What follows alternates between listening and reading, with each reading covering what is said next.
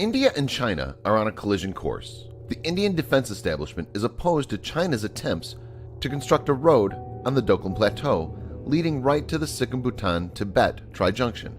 This has emerged as the major flashpoint. It was the Himalayan kingdom of Bhutan that sounded the alarm. Chinese soldiers had arrived with bulldozers and excavators and were beginning a high mountain road near India's border in an area the two nuclear-armed giants have disputed over for decades. The land in question spans 269 square kilometers on a sparsely populated plateau in western Bhutan, which has no diplomatic ties with China and coordinates its relations with Beijing through New Delhi. India responded to the call by sending troops last month to evict the Chinese Army construction party from the area. Within a few days, Indian media were running leaked video footage of soldiers from both sides shoving one another atop a grassy flatland. In this video, Defense Updates analyzes why China cannot afford a war with India. Let's get started. Number 5.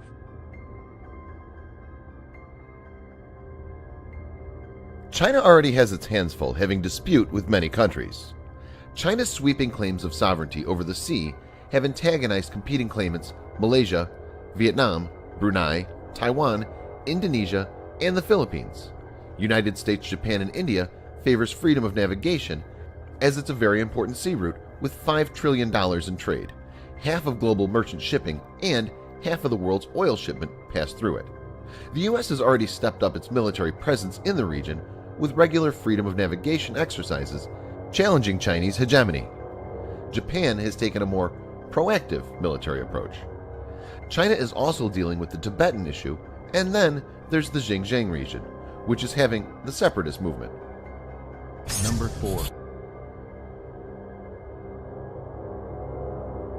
India exported about $9 billion worth of products to China last year, but imported about $60 billion, generating a trade deficit of $51.7 billion, according to Indian government data.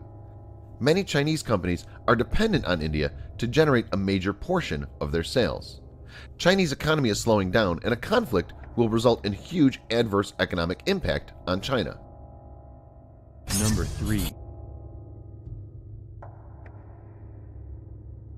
Since Prime Minister Modi has come to power, he's made it a point to further India's strategic relations with different countries. Russia has been India's long-term strategic ally and shares border with China. In 1971, Russia threatened China against joining Pakistan against India. Russia has also been growing concerns about China's long-term ambitions, which is explained in details in our previous video. Kindly check the video in the above card. In a conflict, Russia is expected to put pressure on China. Indo-Israeli friendship has reached a new landmark, with Indian Prime Minister Modi visiting Israel recently. Israel supported in Kargil war with Pakistan by supplying precision bombs and providing valuable satellite imagery. In any future conflict against India, Israel is expected to play a significant role. Indo-US relationships has taken multiple strides in the last decades. India and the US have signed an important agreement. The Logistics Exchange Memorandum of Agreement, LAMOA, allows them to use each other's land, air, and naval bases to repair and resupply. US has also provided access to state-of-the-art military hardware to India, like the UAVs, and even shown interest in opening manufacturing lines in India for fighter jets like the F-16. With common interest in pushing aggressive China back, the two nations are expected to cooperate strategically in any event of conflict. India and Japan have moved closer, concluding the first ever bilateral defense deal between the two countries. India has acquired 12 Japanese US-2I amphibious aircraft costing $1.5 billion. This marks a significant strategic cooperation between the countries. The specialized seaplane, the US-2I, will be Japan's first overseas military sale in nearly 50 years. Japan has also provided a 10% discount on the deal, signifying that the deal is not just a trade contract, but a strategic move. Number 2. Unlike smaller countries whom China has been bullying lately, India has massive armed forces. The Indian Army has 1.2 million active personnel and almost 1 million reserve personnel. The Army has about 4,500 tanks, of which 1,700 are modern Russian T-90 tanks, a significant arsenal of artillery, armored vehicles, and air defenses are also present. Notably, the Army has inducted and deployed an advanced version of the BrahMos supersonic cruise missile to prop up its muscle along Indo-China border.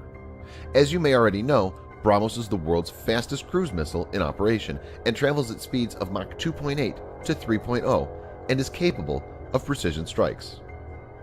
Indian Air Force has more than 700 strike aircrafts, of which 230 are very capable Su-30 MKI. The Air Force has multiple AWACS, and the fighter jets are strategically placed at multiple well-defended airfields. The Indian Navy has a vast array of vessels, including the aircraft carrier INS Vikramaditya, nuclear attack submarine INS Chakra, Akula II class, ballistic missile submarine INS Arihant, and modern destroyers of Kolkata class. Indian Space Research Organization has also deployed a large number of satellites to gather intelligence, which is crucial in war. Number 1. Agni-5 is an intercontinental ballistic missile developed by the Defense Research and Development Organization (DRDO) of India. Though the reported range of Agni-5 is 5,800 kilometers, it is widely believed that the Agni-5 has a range of 8,000 to 10,000 kilometers. Even with a stated range of 5,000 kilometers, it can hit most parts of China. It carries a 1.5-ton warhead, has a speed of Mach 24, and accuracy of less than 10 meters. Though exact details are classified, it is also widely speculated that the Agni-5 features multiple independent reentry vehicle (MIRVs), with each missile being capable of carrying 2 to 5 separate nuclear warheads. It is India's most powerful deterrence against any Chinese aggression.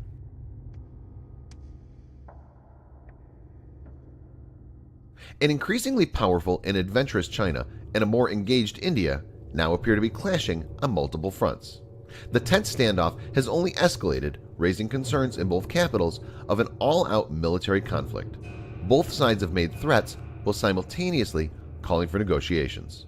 The U.S. State Department has urged the two sides to work together towards a peaceful resolution. India's bold stand has surprised many strategic experts and has been hailed in power quarters in the U.S. as well as the European Union. It remains to be seen how the standoff pans out. Thanks for watching. Subscribe for more videos like this. Hit the like button if you find the video interesting, and kindly provide your feedback in the comment section. This will help us improve.